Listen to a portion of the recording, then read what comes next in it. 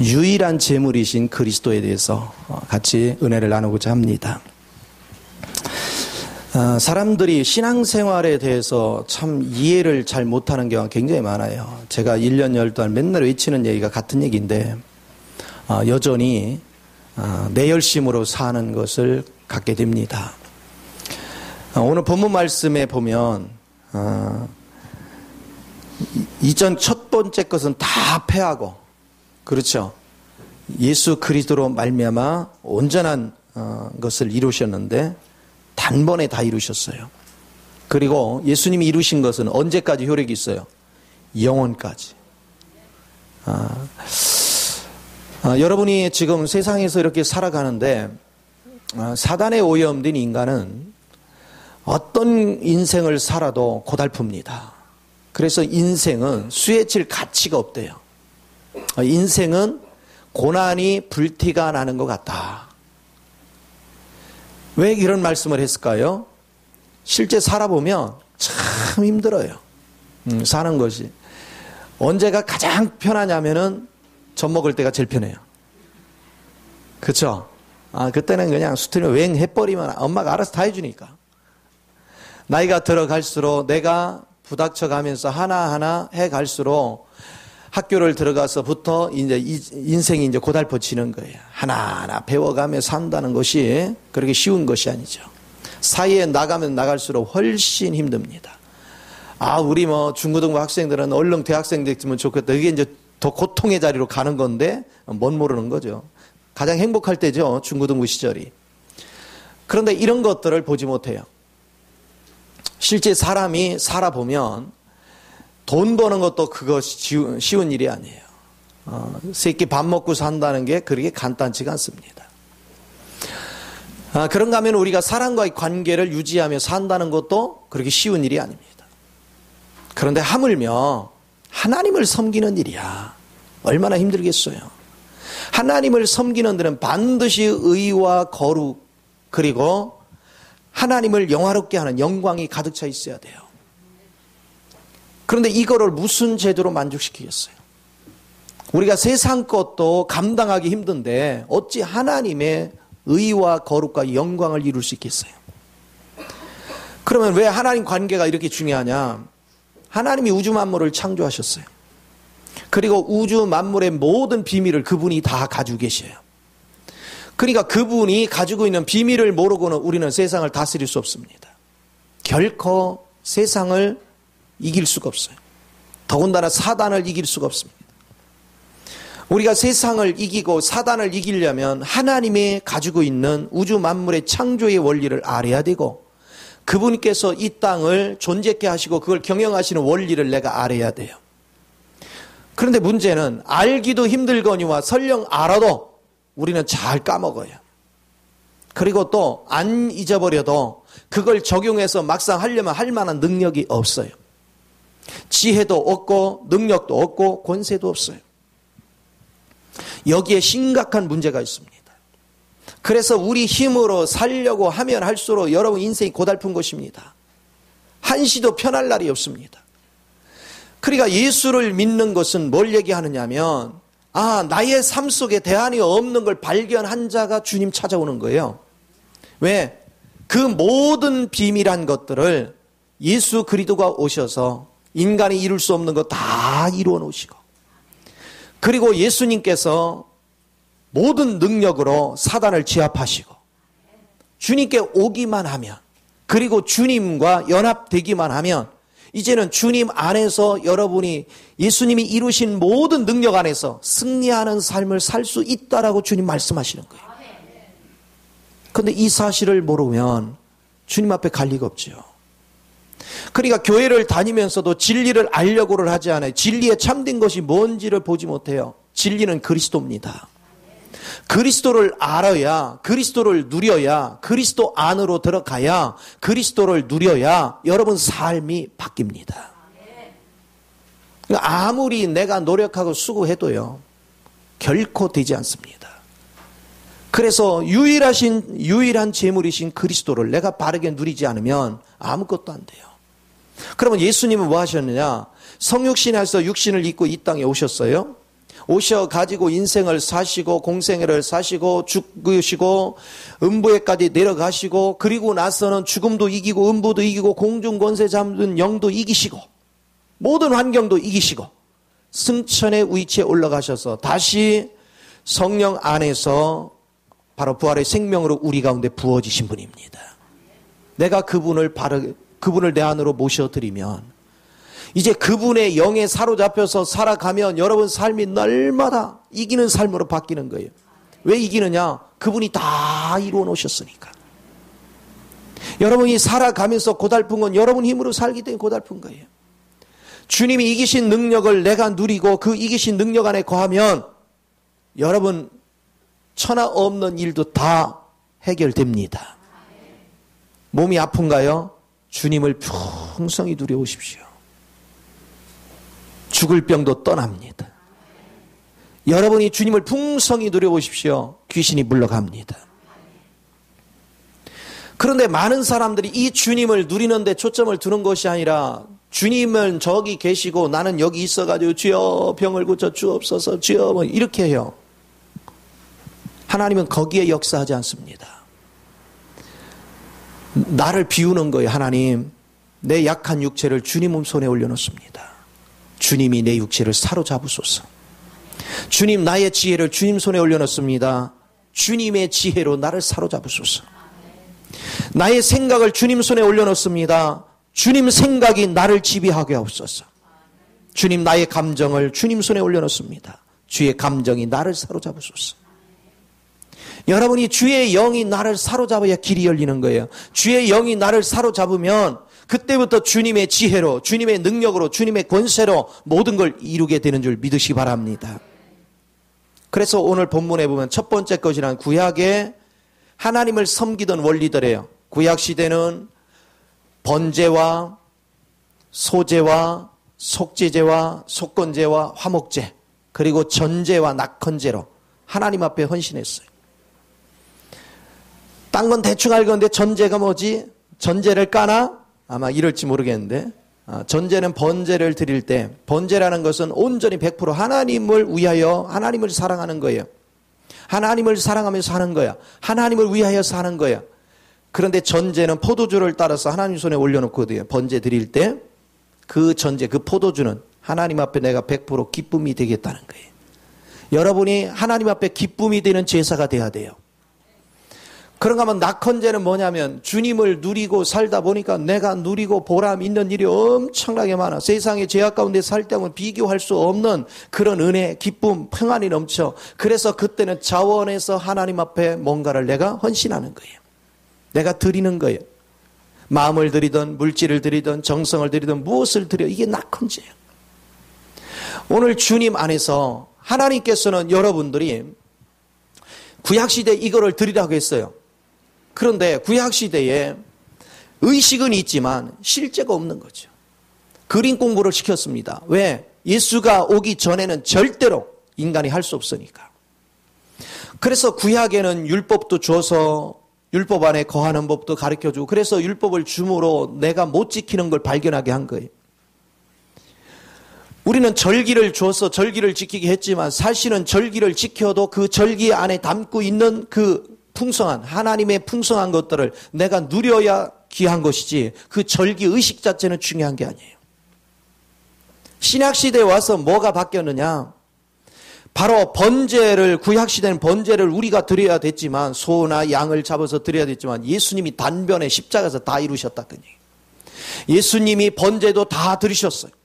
예수님이 완벽하게 화목제, 번제, 속건제, 속죄제, 소제 다 드리셨어요. 이미 끝났어요. 모든 제사는 끝났어요. 그럼 어떻게 되느냐? 예수 안에서 더 완성이 됐으면 우리는 번제물이신 그분, 소제물이신 그분, 속건제가 되시고 속죄제가 되시고 화목제가 되시는 예수 그리스도를 내가 실제로 누려야 돼요. 체험을 해야 돼요. 그 영으로 오신 그분을 내 안으로 누려서 내가 그분을 체험을 하여 여러분은 이제는 의식을 통해서 번제를 드리는 것이 아니라 나의 삶을 통해서 주님 앞에 번제 드려지는 삶을 사는 거예요. 내가 삶을 그렇게 살아야 돼요. 그렇게 살면 하나님께서 하늘의 복, 땅의 복을 기름부터 부어주십니다. 이 주님을 누리는 법을 아셔야 돼요. 이 주님을 누리지 못하면, 이 주님이 내 안에서 실제 살지 못하면, 부패된 내가 살면 살수록 우리는 실패하지만, 그리스도가 이루신 모든 것을 내가 누림으로 그분을 살면 여러분은 이미 이긴 모든 삶을 사는 것이기 때문에 실패가 존재할 수 없습니다. 그래서 우리 삶이 풍요로워지는 거예요. 오늘 주님께서는 그것을 갖도록 해요. 조금 아까 화면에 아마 다마스쿠스 옥상에서 예수님을 만나는 사울의 모습이에요. 그렇죠? 맞아요, 틀려. 예. 그 장면입니다. 그 전까지는 자기 이론을 가지고 막 예수 믿는 사람을 잡아다 가두는 것이 하나님을 위하는 걸라고 착각했어요. 그가 하나님의 빛을 보고 하나님 앞에 직접적인 것을 체험하고 나니까 그 예수를 받아들여야 사는 거예요. 오늘날 많은 사람들이 내 열심으로 해가지고 망하는 거예요. 내 열심이 아닙니다. 주의 영이 나를 사로잡도록 그분 앞에 나를 드리는 법을 배워야 됩니다. 끊임없이 내 자아는 내려놓고 내 속성들은 내려놓고 나를 주님 앞에 드려서 주님이 나를 사로잡아서 주님이 내 육체를, 내 생각을, 내 감정을, 내 의지를 사용하도록 드리는 겁니다. 나를 날마다 드리는 거예요. 이걸 아는 거예요. 그런데 우리의 말씀과 기도가 아니고는 결코 드리는 것도 안 돼.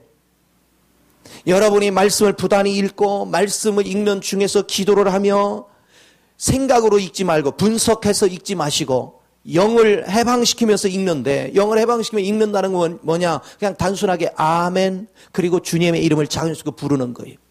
그러면 주의 영이 이 말씀을 나한테 해석해 주시고 그걸 누리게 만드셔. 그러면 저절로 주님을 알고 저절로 주님 안에 거하는 이런 축복의 삶을 우리가 살게 되는 것입니다. 그래서 오늘날 많은 사람들이 자꾸 내 열심으로 머리를 써가지고 하는 거, 이것 때문에 안타까워요. 여러분이 하나님을 사랑하지 않는 게 아니라 사랑하는 방법을 몰라서 온전한 길을 가지 못해. 우리는 바르게 사랑하는 법을 아는 은혜가 있기를 부탁을 드립니다.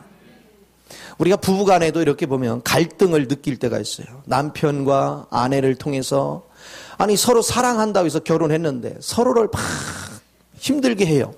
왜냐? 자꾸 요구를 해요. 아내는 남편한테 자기 입맛에 맞도록 자꾸 요구를 하고 남편은 아내한테 자기 입맛에 맞도록 자꾸 요구를 해. 그게 무슨 사랑이에요? 그건 사랑이 아니에요. 자기 욕심이지. 상대를 이용해 먹는 것이고. 그러니까 다툼이 끊이지 않는 거예요.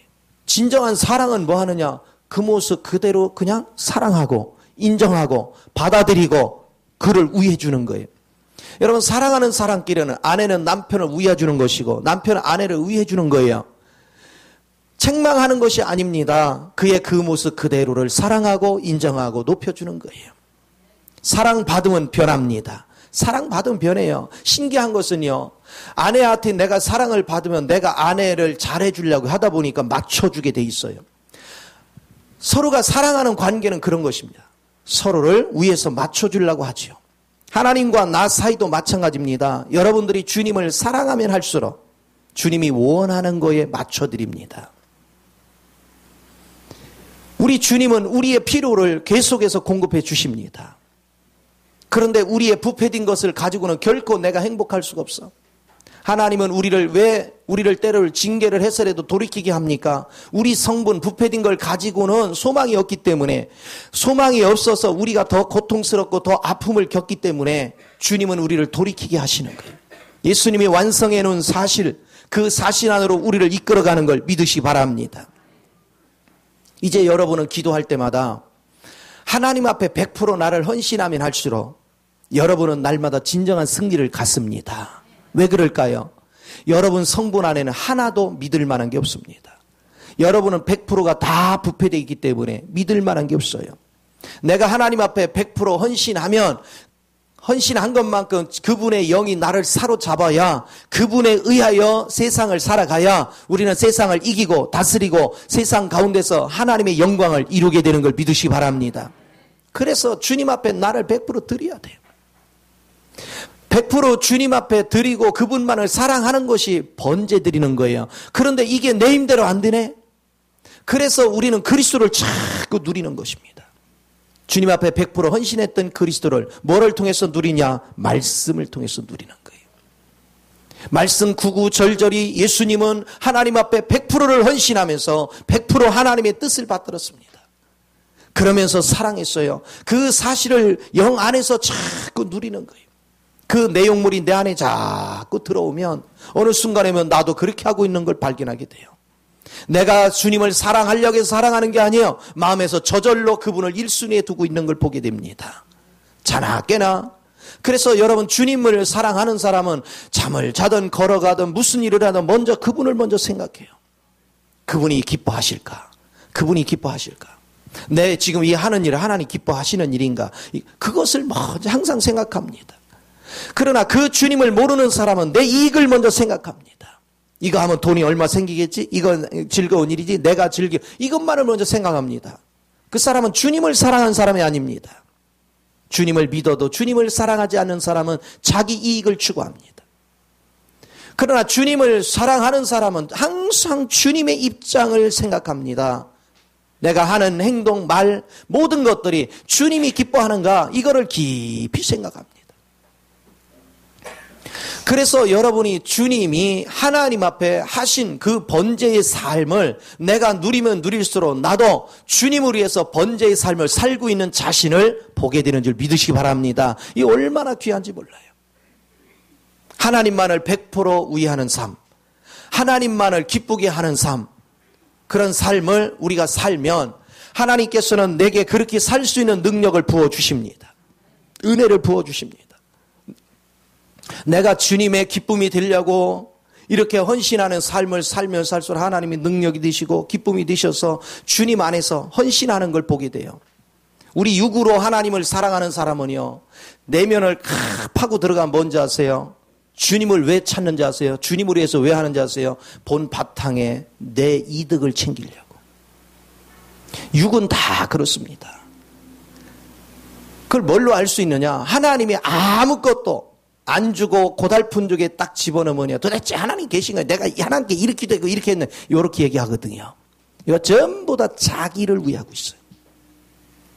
그러나 주님 자신에 의하여 주님을 사랑하는 자는 아무것도 기대하지 않습니다. 그냥 온전히 주님 영광만 드러나면 그걸로 만족합니다. 예수님이 죽기까지 그렇게 헌신한 것 같이 우리도 그런 헌신이 나타납니다. 그러니까 자신을 위해서는 아무것도 바라지 않아요. 그리고 오직 주님만을 위합니다. 그런데 우리 주님은, 그런 사람은 아무것도 기대하는 게 없는데 자꾸 사람을 높여줘. 하나님께서 자꾸 사람 가운데 높여.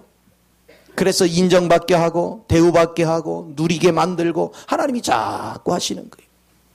하나님을 사랑하고 하나님을 위하는 자는 그래서 메마름이 없는 거예요. 부족함이 없는 것입니다. 우리 환경 속에 이런 곳에는 사단이 역사할 수가 없습니다. 모든 악이 역사할 수가 없습니다. 그러니까 날마다 즐기며 사는 것입니다. 행복하게 사는 것입니다. 은혜가 넘치는 삶을 살아가는 거예요. 이런 사람은 날마다 퍼주는 인생을 살아도 날마다 기쁨이 넘칩니다. 그런데 여러분이 이런 삶을 살려고 하면 분명히 여러분 가운데서 뭐가 오느냐? 그렇게 못하게 하는 내 속에는 죄가 있음을 발견합니다. 그래서 여러분은 주님 앞에 가서 통곡하는 겁니다. 나는 진심으로 주님을 살기를 원하지만 내 속에는 죄가 자꾸 나를 가로막아서 주님을 위해서 헌신하는 것을 가로막고 있는 것을 발견하고 끊임없이 하나님께 기도하다 보면 속죄 제물이 되어주셨던 예수 그리스도의 영을 내가 접하기 시작합니다. 그 영이 내 안에 흘러 들어오기 시작하는 거예요. 주님께서 십자가에서 죽으심으로 모든 속죄 제물이 되신 그 능력의 영이 내 안으로 흘러 들어옵니다. 그러면 신기할 정도로 나의 죄의 속성들이 소멸되기 시작합니다. 우리 주님은 소멸하는 불이라 그랬어요. 내 속에는 죄의 성분들이 소멸되기 시작하는 거예요. 그러면 어느 순간에 나도 모르는 사이에 주님 외에는 아무것도 생각이 없어지는, 오직 주님만을 사랑하는, 주님 앞에 헌신하는 그런 삶으로 자신이 변화되어 있는 걸 발견하는 것입니다. 여러분, 주님을 기뻐하게 하는 위치에 있으면 여러분 삶이 얼마나 행복하겠어요. 여러분 상식적으로 한번 생각해 보세요. 여러분이 하나님을 기쁘게 하면 하나님이 너무 기뻐서 일어나서 펄떡펄떡 춤을 추신대요. 우리 하나님이. 그러면 그걸 보고 있으면, 하나님이 나 때문에 기뻐하는 거 보고 있으면 여러분은 얼마나 또 행복해요. 너무 기쁜 거예요. 날마다 그런 삶을 살아요. 자식이 살아가는 과정 속에서 우리 부모가 나 때문에 행복해하는구나, 자랑거리가 돼 있구나, 그러면 그냥 자식이 사는 게 뿌듯해. 그런데 자식이 살아가면서도 나 때문에 우리 엄마가 속을 상하지, 나 때문에 우리 엄마가 욕먹고 있지, 이런 거 하면 마음이 무거워 항상. 그런데 나 때문에 부모가 기뻐하는 것이 느껴지면 너무 행복한 거예요. 그래서 더 부모에게 기쁨이 되는 삶을 살려고 하는 거죠. 오늘 주님 안에서도 마찬가지입니다. 하나님이 나로 인해 기뻐하는 걸 느끼면 여러분 삶은 얼마나 풍요로워지는지 몰라요. 그리고 우리는 더 하나님을 기쁘게 하는 일에 쓰임 받기를 간구하게 돼 있습니다. 이게 번제의 삶입니다. 그래서 여러분이 끊임없이 번제의 삶을 사는 사람은 얼굴이 그냥 항상 햇빛같이 빛나는 거예요. 7날의 빛과 같이 빛나는 것입니다. 그래서 멋지다 이 얘기죠. 그래서 여러분 멋진 거 하고 아주 그냥 황홀하게 멋진 거하고는 다른 거예요. 그렇죠? 7날의 빛과 같은 사람 황홀하게 멋져. 할렐루야. 여러분은 제가 어떻게 보여요? 몰라. 나는 내가 봤거든요. 오늘 아침에도 내가 거울을 보면서 참 황홀할 정도로 아름답다. 빛난다. 할렐루야. 여러분 아니면은 여러분이 어두워서 그런 거야. 예. 여러분이 하나님과 사이에 뭔가 막혀서 이 빛이 안 보이는 거지. 나는 보이더라고. 자, 그러면 보세요. 다시 묻겠습니다. 제가 황홀하게 보이십니까? 여러분 영이 맑구나. 이것을 우리가 느낄 줄 아는 게 굉장히 중요한 거예요. 자, 그럼 보세요. 내가 주님 앞에 번제로서 주님만을 위하고 주님의 기쁨이 됐더니 주님이 감격을 했어요. 기쁨이 됐어요. 그래서 주님의 기쁨이 나를 지배하니까 더 내가 주님 앞에 기쁨이 되는 삶을 살기를 간구하게 되죠. 그때 하나님의 능력이 내게 부어져. 하나님의 그 능력 안에서 아버지가 기뻐할 행동만을 해. 이 행동을 갖다 소재의 삶이다 그래. 내 거는 다 없어지고 오직 주님의 영에 의해서 주님을 기뻐하는 삶 자체를 살아. 우리 육신이 이제는 내 유익을 위해서 사는 것이 아니라 주님의 유익을 위해서 살아. 이게 소재의 삶을 사는 거예요. 오늘 여러분은 소재의 삶을 살면 살수록 이제 그 다음에 뭐가 오느냐? 삶의 실제적인 결실이 와요. 왜냐? 주님의 능력 안에서 주님의 창조한 원리를 따라서 내가 살게 되니까 실제적으로 내 삶 속에 행복이 다가온단 말이에요. 실제적인 이득이 다가온단 말이에요. 소재의 삶을 살면, 그래서 소재는 하나님도 누리고 나도 누려. 왜 그러냐면 내가 하나님을 자꾸 기쁘게 하는 것 때문에 하나님이 너무 기뻐. 자식이 부모를 기쁘게 하니 너무 기뻐. 그리고 나는 그분을 기쁘게 하는 삶을 살았더니 실제 땅의 창조의 역사 안에서 운행되는 것이 진짜 행복이 내게 다가와. 그걸 내가 누리네? 양쪽으로 다 누려요. 얼마나 행복한 삶이에요. 첫째는 번제를 통해서 온 마음을 그분한테 드렸더니 그분의 능력이 나를 사로잡아서 실제적인 삶을 살게 하시더라. 이 소재의 삶이 여러분을 누리게 합니다. 자, 여러분 보세요. 그런데 문제는 이제 내가 소재의 삶을 살려고 하면 할수록 또 뭐가 있느냐? 내가 육신이 약해서 자꾸 넘어지는 걸 경험해요. 그래서 불법을 범하고 이런 것들이 발견됩니다. 그러면 여러분 뭐예요? 하나님 앞에 돌이켜서 아버지여 나의 연약한 육신을 긍휼히 여기소서. 그렇게 기도하면 바로 속건제물이 되신 예수 그리스도, 속건제물이 된 예수 그리스도는 뭐냐? 인간이 저지를 수 있는 모든 죄, 과거의 죄, 미래의 죄, 앞으로 저지를 모든 죄를 대신해 이미 십자가에서 다 끝장났어. 할렐루야. 이게 속건제물이야. 내가 그 주님을 자꾸 누리게 되는 거야. 그러면 내가 넘어져도 죄의식에 잡히는 게 아니에요. 죄를 고백함으로 자유하고 또 주님을 해서 걸어가는 거예요. 그러면서 자라가는 것입니다. 그러면서 내가 날마다 성숙해 가는 거예요. 여러분 자식을 기르는데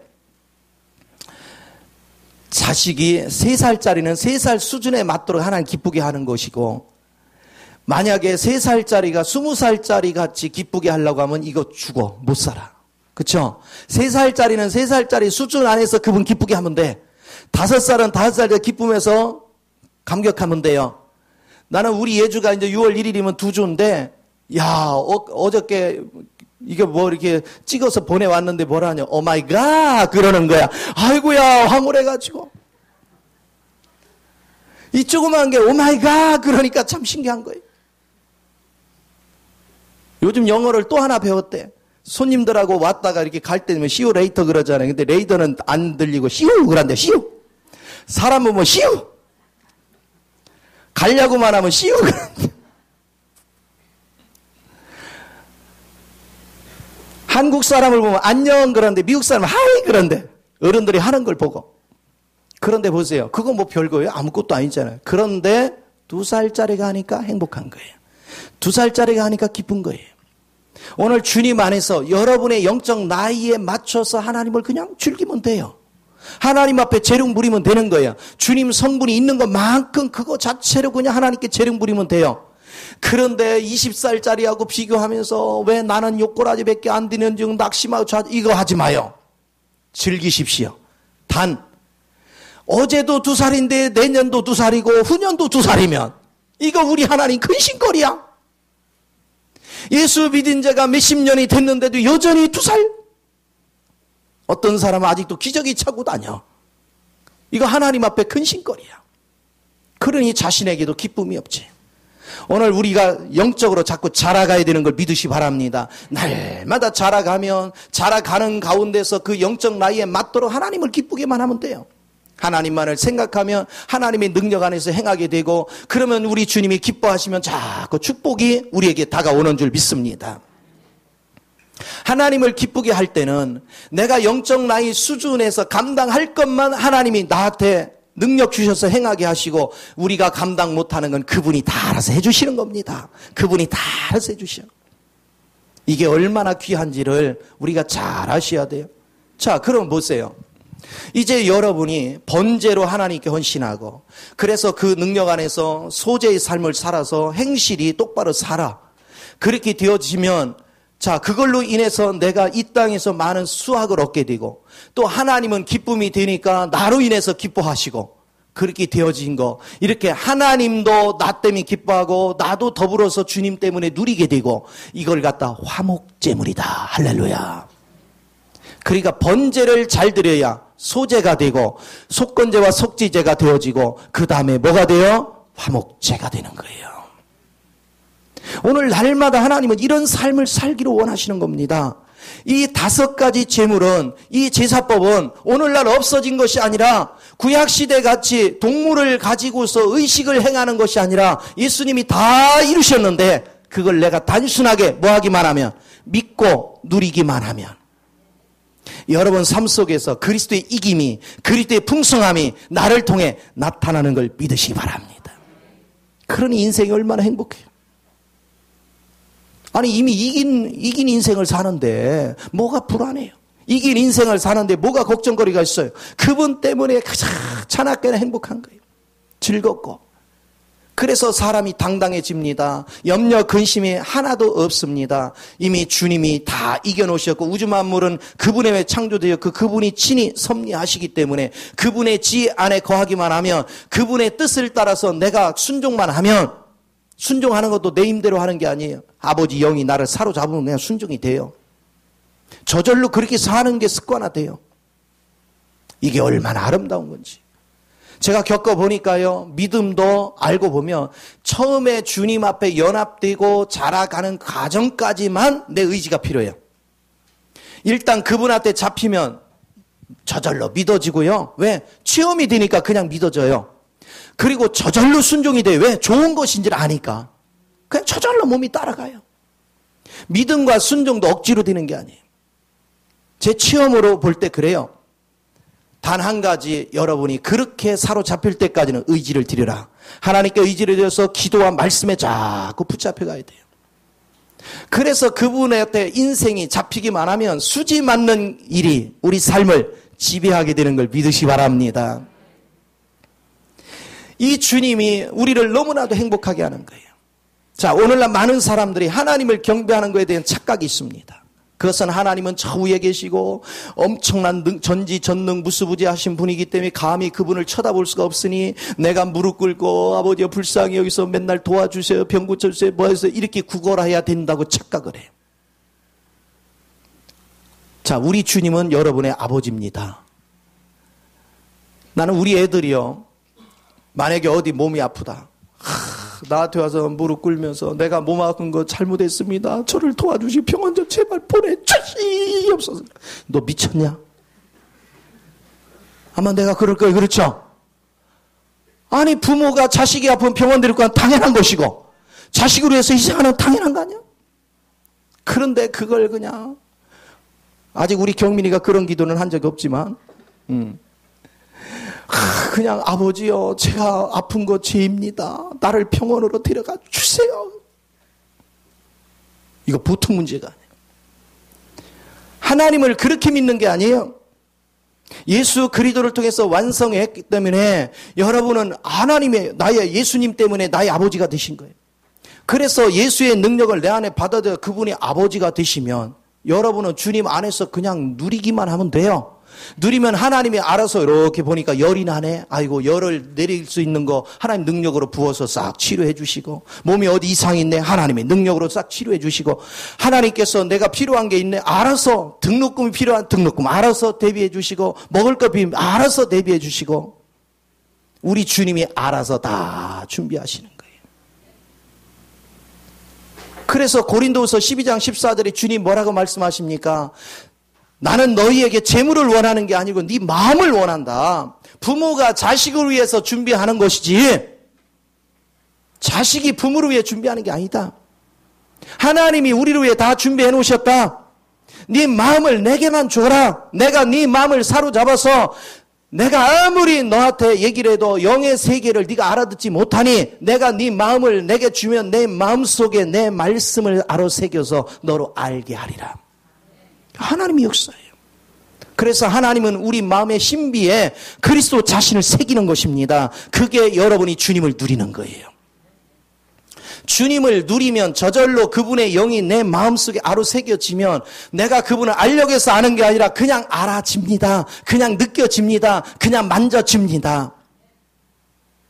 이렇게 살아보십시오. 그분의 지배를 받으시고 그분을 느끼고 그분의 사랑 안에 여러분이 느낌 안에서 그분의 풍성함을 맛보아 가면서 살아보십시오. 사람이 얼마나 여유가 있는가, 얼마나 자유한가.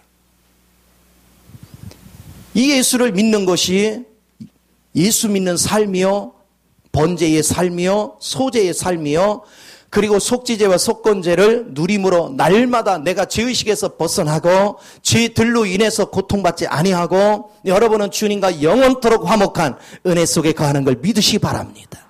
이 얼마나 귀한지. 그래서 주님과 더불어서 날마다 풍요로움을 누리게 하시는 거, 이게 하나님의 뜻이에요. 그런데 주님은 호세아서 2장을 통해서 말씀하시는 게 뭐냐, 이렇게 하나님을 누려야 되는데 자기 방식대로 살겠다고 바알을 쫓아서 떡을 구하러 다니고 바알과 더불어서 어울리고, 그러면 하나님이 그 길로 가면 망하기 때문에 내 자식이 어떻게 망하는 길을 가는 걸 원하시겠어? 그러니까 하나님은 거기다 장애물을 둘 수밖에 없다는 거예요. 끊임없이 내가 가는 곳마다 장애물을 둬요. 그래도 말을 안 듣면 더 위기가 오니까 줬던 거 뺐어요. 돌이키라는 거예요. 방향을 돌이켜라, 주님께로. 그래도 고집 부리면 이제 개망신을 당하는, 수치를 당하는 그 위치에까지 내려앉는 거죠. 그때서야 항복을 하고 주님을 바라볼 겁니다. 그때 주님은 그를 부둥켜 안고 내게는 모든 비밀이 다 있다. 내게는 모든 문제가 해결할 능력도 다 있고 내게는 부유하느니라. 나는 전지전능하니라. 이제는 나 죽었어 할 때가 주님이 역사할 시점이야. 그래서 망한 줄 알았고 죽은 줄 알았는데 주님이 역사를 시작하니 내 마음을 주님 앞에 의지할 수밖에 없어. 그건 억지로 사실은 의지했어요. 그분을 의지했더니 죽을 수밖에 없는 환경에서 하나님이 새로운 세계로 나를 바꿔주셔. 환경이 변하기 시작합니다. 새로운 능력이 나타나기 시작합니다. 새로운 권세가 나타나기 시작합니다. 이전의 삶하고 비교해보니까 게임이 아닌 거예요. 그러니까 그 다음부터는 이제 바알은 나의 남편이 아니로다. 하나님만이 온전히 나의 남편이로다 하고 주님을 붙잡는다, 그 얘기입니다. 체험이 없이는 결코 주님을 사랑할 수 없어요. 주님을 맛보아 알지어다 그랬습니다. 시편 34편에 다윗이 이런 얘기를 합니다. 자기가 라기스한테 갔을 때 죽을 뻔했잖아요. 자기 생각대로 그랄따로 도망갔다가, 그런데 라기스한테 죽을 뻔했는데 하나님이 끼를 줬어요, 순간적으로. 그래서 미친 척 했잖아요. 끄적끄적 해가지고. 그래 별 미친놈이 다 왔다고 해서 내쫓았어요. 그때 그는 하나님을 맛본 거예요. 그래서 그 다음에 시편 34편을 씁니다. 하나님을 맛보한 자는 주님 안에서 기뻐할지어다. 주님만이 나의 소망입니다. 여러분 고집대로 살아봤자 여러분 인생은 날마다 고달픕니다. 주님 앞에 항복한 인생, 그래서 주의 영에 사로잡힌 인생, 주님에 사로잡힌 인생은 세상에 해결 못할 일이 아무것도 없습니다. 전보다 긍휼한 은혜 속에서 모든 세상을 지배하게 되는 걸 믿으시기 바랍니다. 이런 삶을 살아가는 사람은 날마다 24시간이 황홀한 거예요. 여기 우리 아들 딸내미들 있잖아요. 배우자를 고르려고 아마 기도께나 할 거예요. 하나님 이런 짝도 주시고 저런 짝도 주시고. 할렐루야. 근데 그렇게 기도하는 것보다 내가 그리스도로 가득 차면, 내 안에 그리스도 영이 저 사람을 분별할 수 있는 눈을 열어주시고, 또 완벽한 사람을 구하는 것이 아니라 내 안에 계신 그리스도 안에서 같이 살다 하면 저 사람도 변화시킬 수 있겠구나. 그러면 하나님의 짝을 맞게 해서 변화드리는 걸 믿으시기 바랍니다. 그래야지요. 얘들한테 내가 물어봤거든요. 얘들 기준을 탁 해보니까 없어요. 그 정도 덕성을 쌓려면 최소한도 80대가 돼야 되고요. 전 세계에서 1명, 2명 있을까 말까입니다. 왜? 원하는 게 완벽한 사람을 원해요. 예수님보다 더 완벽한 사람을. 시집을 가겠다는 건지 말겠다는 건지, 장가를 가겠다는지 말겠다는지 모르겠어요. 그러나 내가 그리스도의 영에 잡히고 그리스도의 능력이 있으면, 조금 허물이 있어도 내가 그리스도 안에 녹이면 사람이 바뀐다는 거, 그걸 주의 영이, 이 속에는 영이 가르쳐줘요. 네 영의 능력 안에서는 가능하다. 지금은 허물이 있어 보여도 살다 보면 네가 다 녹여서 화합할 수 있느니라. 아멘. 그럼 결혼해야지. 절대로 저도 요만큼 되기까지 얼마나 산전수전을 겪었는데 내 나이만 돼도 결혼하기 싫잖아. 완벽한 사람은 없어요. 온전히 여러분들이 그리스도의 거룩한 능력을 내가 먼저 덧입어서 승리하는 삶이 되기를 예수 이름으로 축원을 드립니다. 기도하겠습니다.